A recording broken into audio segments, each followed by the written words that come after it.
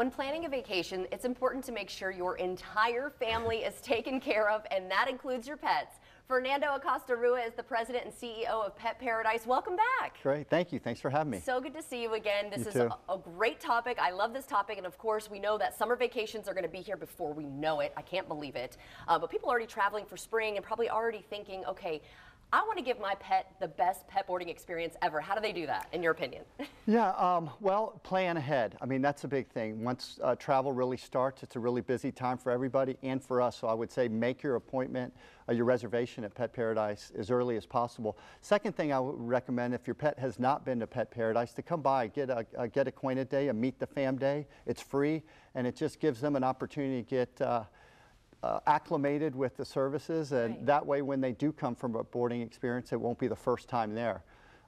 Make sure the vaccinations are all up to date. That's a very important thing. You don't want to get there and realize that one of your vaccinations expired. We do offer them at a lot of our locations with New Day Vet Care, so just pre-planning, just like anything else, is just so critical. That's a good point, and I feel like sometimes we're just so consumed with what we physically, you and I have to do, you know, the human aspect of we got to pack, we got to bring all this, and then we forget, oh yeah, wait, we forgot to get Fido's vaccine, now we can't drop them off. So that's a really good point. I like that you said that. Now, a lot of pets deal with pet anxiety.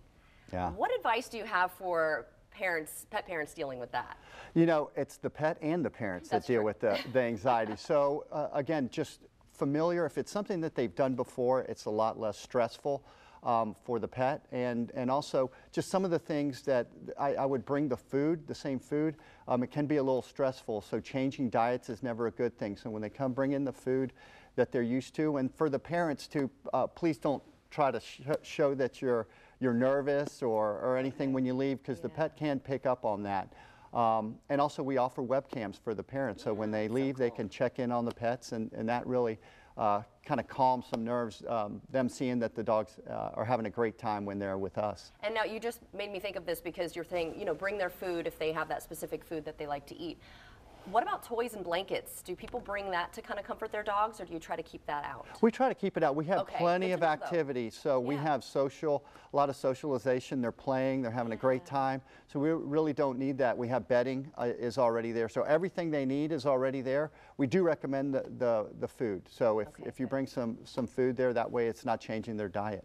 Okay, so to continue with giving us that great advice, what about if you're on a road trip and you're bringing your pet, or even on a plane? I haven't done that yet. I hope I don't have to bring my dog on a plane, because I just feel like that would be so stressful for both. But do you have advice for us who may have to do that? Yeah, a little bit of the same, just pre-plan. Make sure you have all the different documents you need, from the vaccinations to any meds. A lot of dogs now are on medications, so make sure you have that for the course of your stay. If you're going to a place that does not accept pets, I mean, we have 52 locations throughout the country, so look around to see if we're close to one of the places you're going. You can drop off there for a while. A crate is also a really good thing. Some people like to just have the dog running around. If they're in a crate, they're a little more stable there and safe.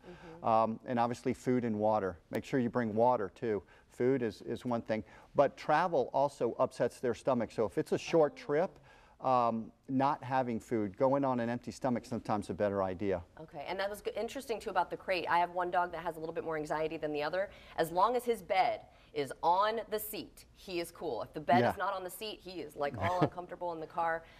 And then any last minute things to pack that maybe you didn't mention yet, just in general for our pets whenever we're going out of town or taking them somewhere? You know, the leash is too, obviously. Oh, yeah. And kind of just kind of put a list together. Like you said, a lot of times we're so honed in on what our trip is, and we're running around at the last minute that we're not thinking about the pets. So it's just putting a list beforehand and just kind of thinking through it all, and then that way you can have it.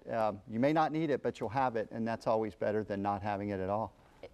Well said. Thank you so much for helping us out with that today, and happy traveling, everyone. But if we want a little bit more information about Pet Paradise, where can we go? Yeah, the website's always the best place to go. PetParadise.com has all the information there, and also come visit us if you'd like. Get Acquainted Day, Meet the Fam as we call it, free way to just come in and check us out. Yeah, get acclimated. I like that idea. Thank you again so much. It was good to see you. Great. Nice seeing you. Thank you.